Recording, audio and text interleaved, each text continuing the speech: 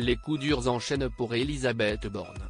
Cible de nombreuses critiques, que ce soit de la part de l'opposition, d'anciens collaborateurs ou même de personnes issues de son propre camp, la première ministre se charge de tenir tant bien que mal la barre. Enchaînant les utilisations de l'article 49.3 de la Constitution à l'Assemblée nationale, elle a déjà eu recours à ce procédé 15 fois depuis le début de son mandat à Matignon. Des décisions toujours lourdes de conséquences et qui ne manquent pas d'épuiser mentalement la femme politique. Dans l'édition de ce jeudi 2 novembre, nos confrères du Point rapportent des indiscrétions de ces ministres qui ne cachent pas leurs inquiétudes à l'égard du moral de leur chef. Pour elles, ce sont des lames de fond, confie un ministre en faisant référence aux attaques de l'opposition auxquelles fait face la locataire de Matignon à chaque recours au 49. 3. Si est-il difficile d'être suffisamment blindé pour ne pas ressortir un peu secoué.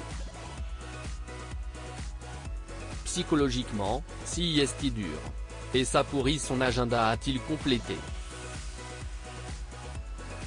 Un membre des équipes de la première ministre en a également ajouté une couche, marqué l'histoire en étant la première ministre qui a eu le plus recours au 49.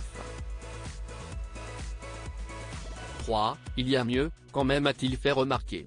Si Michel Rocard reste le recordman de l'utilisation de ce recours, y ayant fait appel 28 fois en 3 ans, Elisabeth Borne se rapproche à grande vitesse de son prédécesseur, puisqu'elle a usé de cet article controversé 15 fois en 18 mois seulement.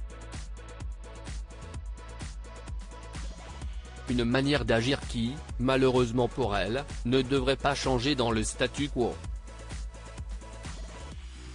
Elisabeth Borne, l'évolution physique de la première ministre en images. Elisabeth Borne, touchée par les critiques. Consciente que le poste qu'elle occupe n'a pas vocation à être durable, la première ministre n'a pas peur de prendre des décisions controversées et même impopulaires lorsqu'elle est sûre d'agir pour le bien commun. Cependant, face aux critiques, difficile de rester de marbre pour la première ministre, notamment lorsqu'elles viennent de là où on ne les attend pas. Après son triomphe au Festival de Cannes en remportant la Palme d'Or, la réalisatrice Justine Triet avait consacré une bonne partie de son discours de remerciement à critiquer la politique gouvernementale et la manière de faire d'Elisabeth Borne et de ses équipes. Un reproche que la première ministre n'a toujours pas digéré, plusieurs mois après l'avènement des faits.